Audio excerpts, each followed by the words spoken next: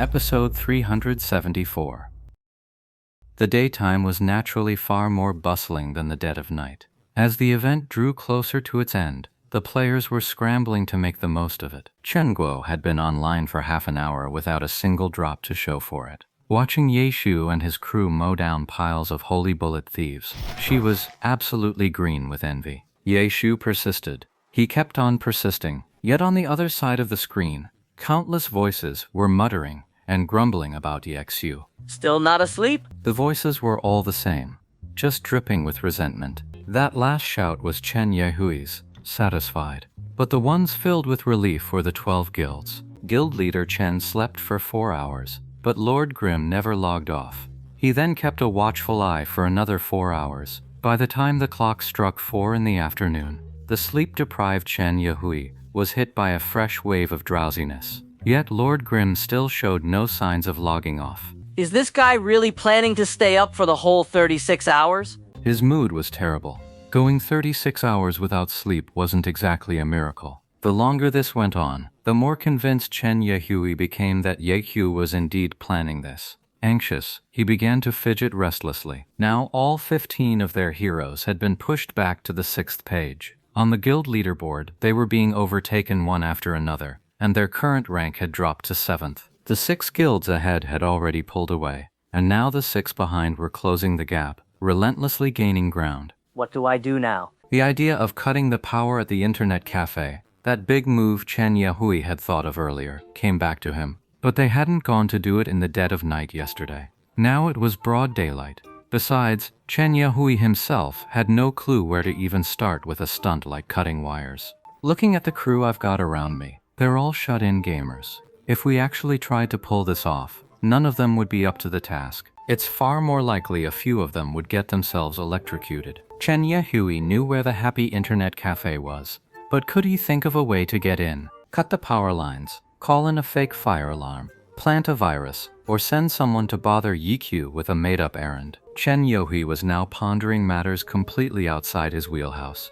He was just spinning wild, impractical ideas, one after another. But he was too embarrassed to even discuss them with anyone, shooting them down in his own mind first. The day was nearly gone, the sun about to set again.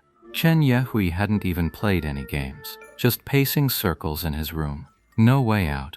Absolutely no way out. Gaming was Chen Yehui's strongest suit. If he couldn't think of a solution in the game, how could he possibly come up with one outside of it? Meanwhile, the guild leaders in the game had all slept, rested, and returned. Seeing Lord Grimm was still there, and had held out this long, they all started to believe the guy was planning to tough it out for the full 36 hours. Everyone was genuinely impressed by his sheer dedication to the game, and Lord Grimm did give everyone a bit of a scare that afternoon. When he jumped for the central tower, a small mistake finally occurred. One leap wasn't quite right, and he lost his balance, tumbling down. But amid the crowd's startled cries, the myriad manifestations umbrella transformed into a helicopter rotor. Ye Shu wasn't infallible, but even when he slipped up, he had a way to recover.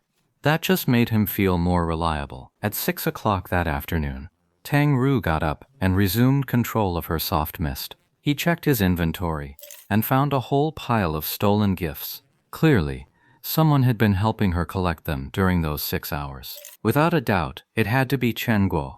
She was the most likely suspect. But Chen Guo was acting as if nothing had happened. Su Mucheng's maple tree smokescreen had gone quiet. Ye Xiu called out a couple of times, but there was no response. She must have finally succumbed to exhaustion and fallen asleep. Ye Xiu didn't call out again.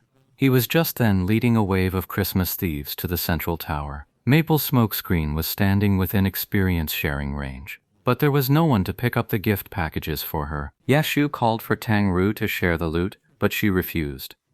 Left with no choice, he pocketed it all himself. Su Mucheng was out for a full 3 hours. She jolted awake at 9 o'clock, and without missing a beat, dove right back into the game. In the blink of an eye, midnight approached. Ye Shu let out a long sigh as Lord Grimm leapt onto the central tower. It's over. There's still a little time left, but there's no way to gather another wave of monsters like this. 36 hours, and he held on, every single second of it. Ye Shu had been utterly exhausted, but the moment it ended, a wave of relief washed over him. Those 36 hours of relentless effort were absolutely not in vain. At the stroke of midnight, the system promptly announced the end of the Christmas event. From this second on, no new Christmas thieves will spawn. The ones already out won't vanish, but killing them won't earn you any more points, and they won't drop any more stolen gifts. As for gifts that have already dropped, you can pick them up after midnight without any issue. It won't affect your ability to exchange them for rewards. The reward exchange period will remain open for another 24 hours. The 12 guilds that collaborated with Yak in Tyrannical Ambition, Blue Brook Pavilion, Herb Garden, and the rest, all emerged as the big winners of this Christmas event. A wave of cheers erupted from the base of Sin City's central tower, the sound rising straight into the air. But Lord Grimm remained alone at the top of the tower, standing there without moving. The monsters had been cleared minutes ago. Lord Grimm could have come down long before now. The players were puzzled. What's this guy doing? Just standing up there like a statue.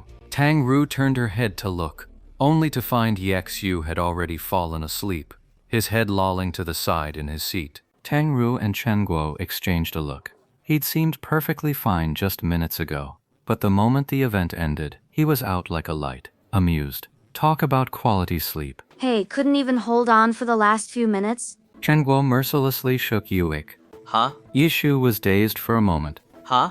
Isn't it over? We haven't picked up the loot yet. Tang Ru said. You guys pick it up. Ye Shu said, and then he actually rolled over in his seat, looking like he was about to settle into a new position. Get up, go back to your room and get some proper sleep. Chen Guo, however, hauled Yexu to his feet with a shout.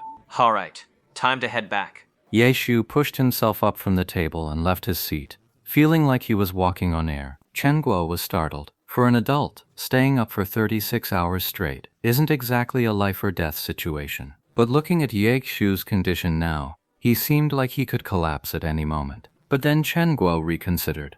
Over the past 36 hours, what Ye Shu had been doing was completely different from everyone else. He was doing something no ordinary player could ever manage. Even a pro-level expert couldn't maintain that level of performance without total unwavering focus. For 36 hours straight, Ye Shu had maintained an intense level of focus. This mental exhaustion was something players like them, who were just wandering around hoping for a lucky break. Ah! Seeing Ye Shu sway again, Chen Guo immediately jumped up and ran over to steady him. But Ye Shu just swayed and caught his own balance. Then he shook his head, looking a bit puzzled. I can even fall asleep while walking. I'm really starting to admire myself.